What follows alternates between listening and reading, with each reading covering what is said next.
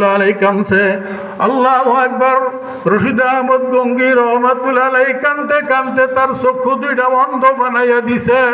ইসাক সাহেব রহমতুল্লাহ আলাইহির জামানায় আল্লাহু আকবার, গভীর রাত্রে 2টা-3টার দিকে আর ইসাক সাহেব রহমতুল্লাহ আলাইহি সরমুনাইকে পাওয়া যায় না।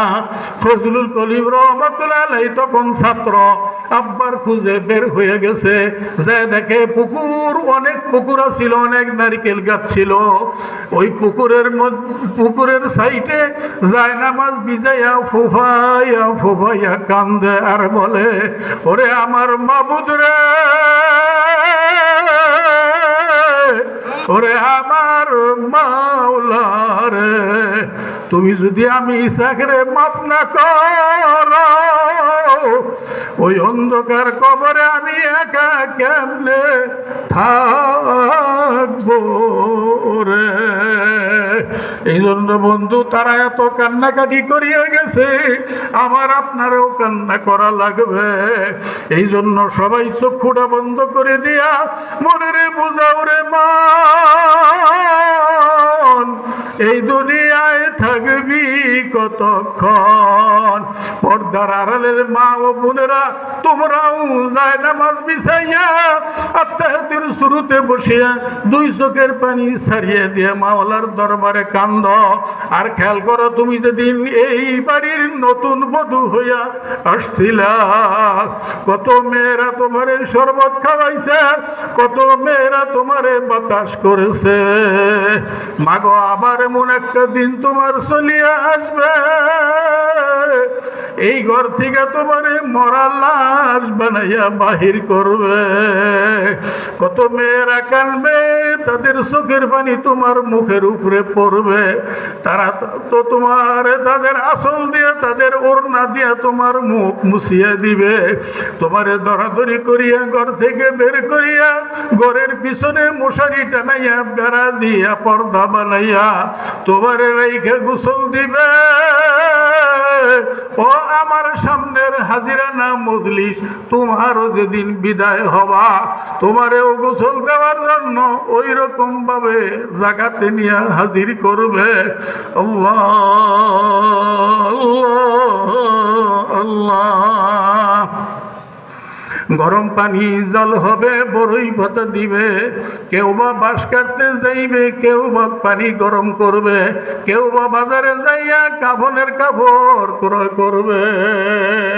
তোমার সবচাইতে আপনজন মসজিদের ইমাম সাহেবের কাছে যাইয়া তোমার জানাজার টাইম নির্ধারণ করবে।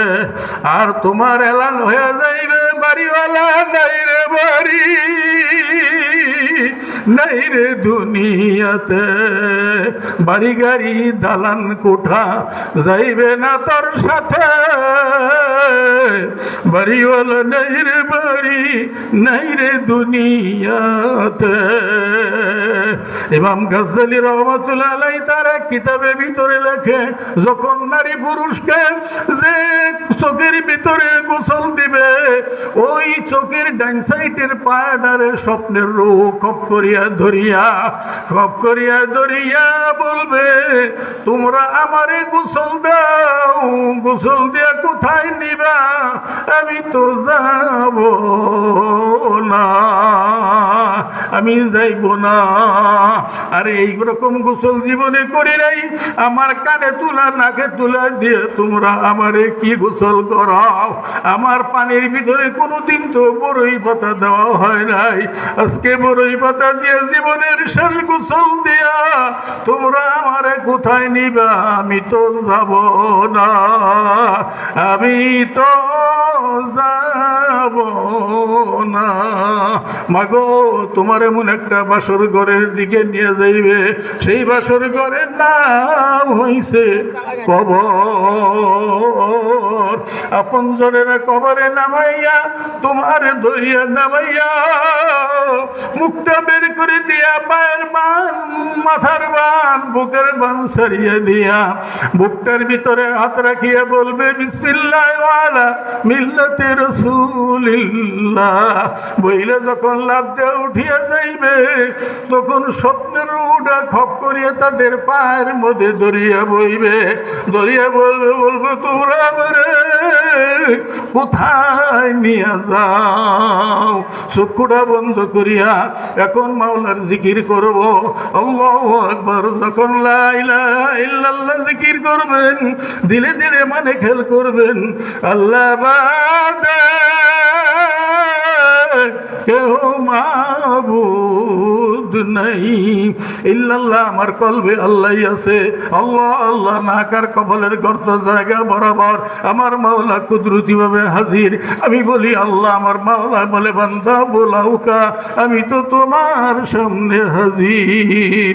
লা ইলাহা ইল্লাল্লাহ লা ইলাহা ইল্লাল্লাহ লা ইলাহা ইল্লাল্লাহ লা ইলাহা ইল্লাল্লাহ লা ইলাহা ইল্লাল্লাহ لا إله إلا الله لا إله إلا الله لا إله إلا الله لا إله إلا الله لا إله إلا الله لا إله إلا الله لا إله إلا الله لا إله إلا الله لا إله إلا الله لا إله إلا الله لا إله إلا الله لا إله إلا الله